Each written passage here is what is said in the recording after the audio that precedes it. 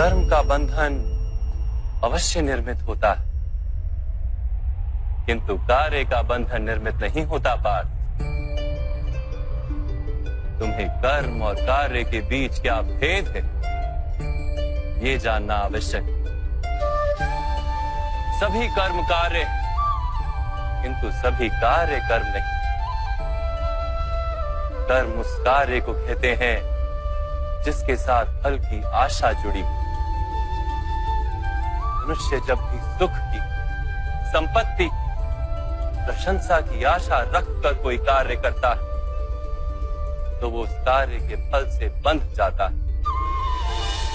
जब किसी कर्म को फल की आशा से किया जाए तो उसे सकाम कर्म योग कहते हैं, और जब किसी कर्म को बिना किसी फल की आशा से किया जाए तो उसे निष्काम कर्म योग कहते हैं। इसी कारण से उसे बार बार जन्म लेना पड़ता है। वास्तव में मनुष्य को कोई कर्म नहीं बांधता, उस कर्म से जुड़ी आशाएं उसे बांधती।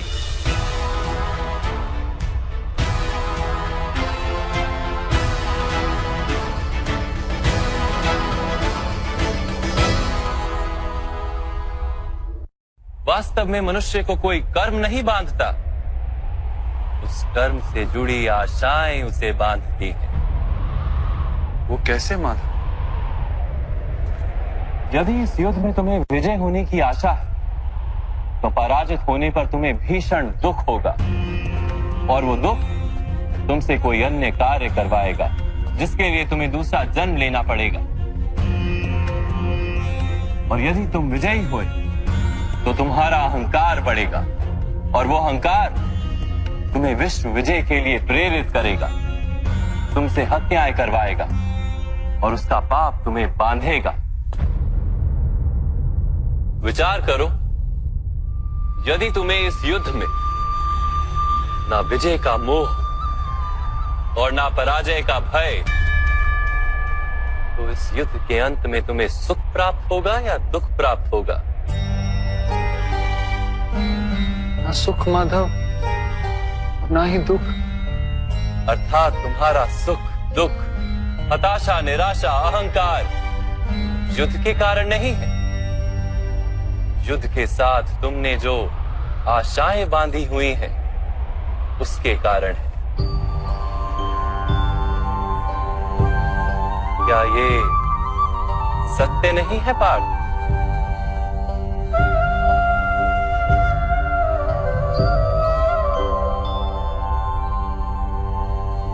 सुख दुखे समे कृत्वा लाभा लाभो जया जयो ततो युद्धाय युज्यस्व नैवं पाप मवाप्स्यसि। अर्थात सुख दुख को समान मानकर लाभ हानि जय पराजय का विचार किए बिना यदि तुम युद्ध करोगे कौन्तेय, तो तुम पाप के भागी नहीं बनोगे। इसी को कर्म योग कहते हैं। जो सांख्य का ज्ञान प्राप्त कर लेता है वो ये जान लेता है कि वो शरीर नहीं, केवल एक आत्मा है। शरीर के भोग और अनुभव तो केवल मृत्यु तक है, अर्थात वास्तविक नहीं, केवल माया है। उसके लिए कर्मयोगी बनना सरल हो जाता है। परंतु माधव, यदि कार्य से बंधन निश्चित है तो क्या संसार का त्याग करके संन्यास लेना उचित नहीं? इसी विचार का परिणाम है कि आज ये युद्ध हो रहा है पार्थ।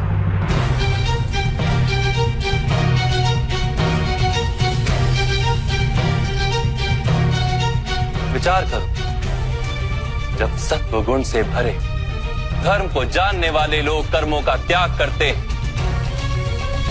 तब अधर्म से भरे लोग भी संसार को चलाते हैं।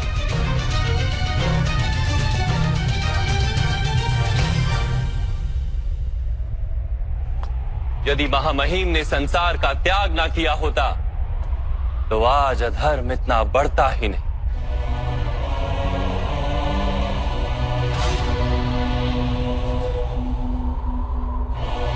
और तुम्हारे पिता ने यदि संन्यास ना लिया होता तो आज भ्राता युधिष्ठिर सुख से राज कर रहे होते।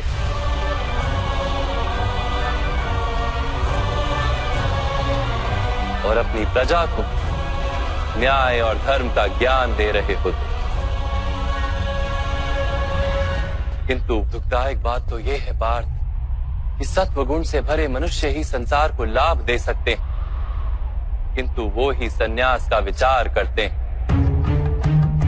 जैसे जल तो भाप बनकर उड़ जाता है और कीचड़ वहीं पड़ा रहता है, वैसे सत्वगुणी सज्जन लोग तो संसार का त्याग कर देते और तमस से भरे अधर्मी लोग संसार में कार्य करते हैं। इसी कारण से संसार में पाप और अधर्म बढ़ता है।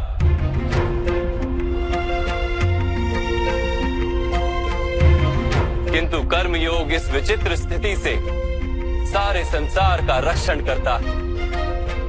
कर्मयोगी फल की आशा का त्याग करता है, किंतु कर्मों का त्याग नहीं करता। वो इसी संसार में रहता है, सन्यासी की भांति सारे कार्य करता है, किंतु उनमें लिप्त नहीं होता। कर्मयोगी अपनी संतानों से, स्वजनों से, अपनी प्रजा से कोई अपेक्षा या आशा नहीं रखता। स्वयं उसे संन्यास का लाभ होता है, किंतु समाज को संसारी की भांति लाभ देता। मनुष्य अपनी संतानों के सुख के लिए श्रम करता है माधव। अपनी संतान से सुख की अपेक्षा कैसे न रखे? मनुष्य अपनी संतानों के लिए जो भी करता है वो व्यापार है या प्रेम पार? प्रेम माधव। तो फिर अपने कार्यों के प्रति फल की इच्छा क्यों पार? भविष्य का लाभ तो व्यापार में देखा जाता है, प्रेम में नहीं।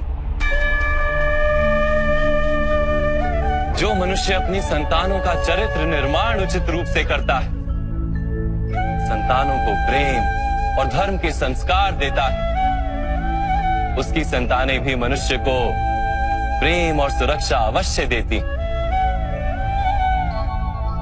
संतानों के कर्म, स्वजनों के व्यवहार उनके कर्म है पार, और जब उनके कर्मों पर हमारा कोई अधिकार नहीं होता तो उनसे आशाएं और अपेक्षाएं रखने का क्या प्रयोजन? यदि गहन विचार करोगे पार्थ तो शीघ्र ही ये जान लोगे कि जीवन में ऐसा कोई कार्य नहीं है जिसके साथ आशाएं और अपेक्षाएं जोड़ना अनिवार्य हो। जब सृष्टि ही परमात्मा है और मनुष्य स्वयं परमात्मा का अंश है, तो सारे कार्य परमात्मा ही करते हैं, मनुष्य स्वयं कुछ नहीं करता। यही कर्मयोग का मूल सिद्धांत है पार्थ।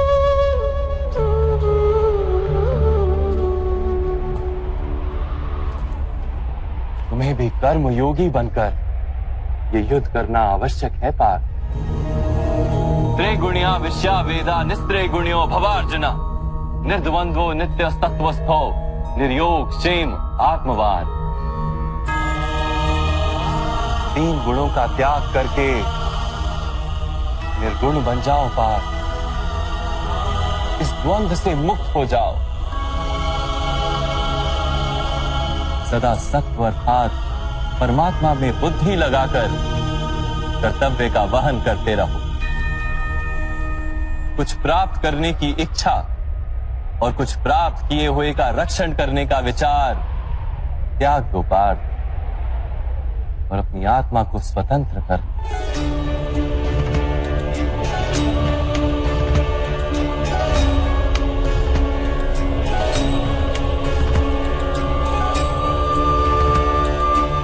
स्मरण रहे पार्थ,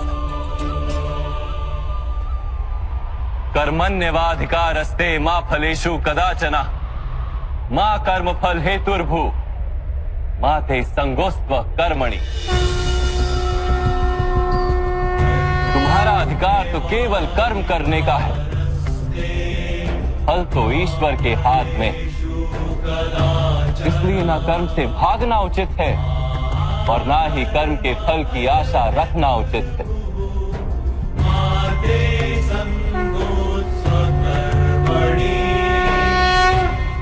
जो फल का त्याग कर दे परंतु कर्म का त्याग ना करे, ऐसे कर्म योगी को कैसे जाना जा सकता है माधव? विश्या विनिवर्तन्ते निरहारस्य देहिनः रसवर्जम रसोप्यस्य परम दृष्ट्वा निवर्तते। सुनो पार्थ, जो स्वाद से छूटने के लिए भोजन का ही त्याग कर देता है, वास्तव में उसके मन से स्वाद की लालसा कभी जाती ही नहीं। उसे दोहरी हानि होती है। एक तो वो निर्बल हो जाता है, जिसके कारण परमात्मा को प्राप्त करने का जो प्रयत्न अनिवार्य है उसे वो नहीं कर पाता, और दूसरा, सदा ही उसका मन स्वाद की लालसा से भरा रहता है। इसलिए भोजन का त्याग करने से उत्तम है स्वाद की लालसा का ही त्याग कर दिया जाए। कर्म योगी अपने मन की सारी लालसाओं को खींच लेता है, जीवन को कर्तव्य मानकर कार्य अवश्य करता है, किंतु उन कार्यों से जुड़ता नहीं। और बात, जो व्यक्ति अपने कार्यों से आशाएं और इच्छा नहीं रखता, उसी के कार्य पूर्ण होते हैं। एक असफलता से दुखी होकर जिसका मन डोलता नहीं, एक सफलता से आनंदित होकर जो स्वयं को सर्वश्रेष्ठ नहीं मानता, ऐसे ही व्यक्ति को कर्म योगी कहते हैं। और ऐसा व्यक्ति जीवन में बार बार सफल होता है।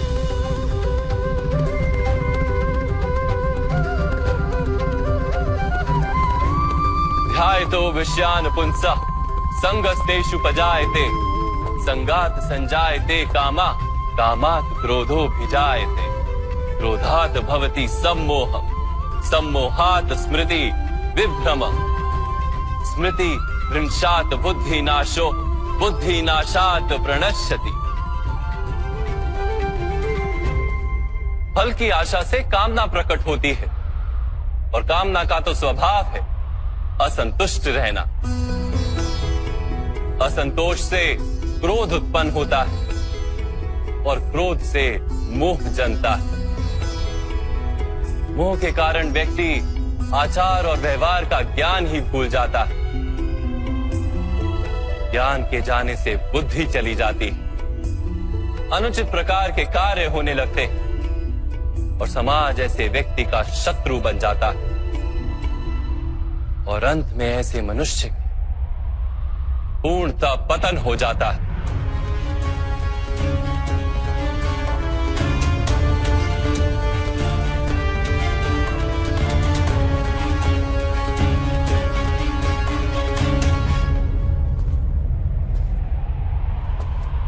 जैसे भ्राता दुर्योधन, उनके सेनापति महामहिम उनके ही शत्रु हैं, और तुम्हें विजय का आशीर्वाद दिया।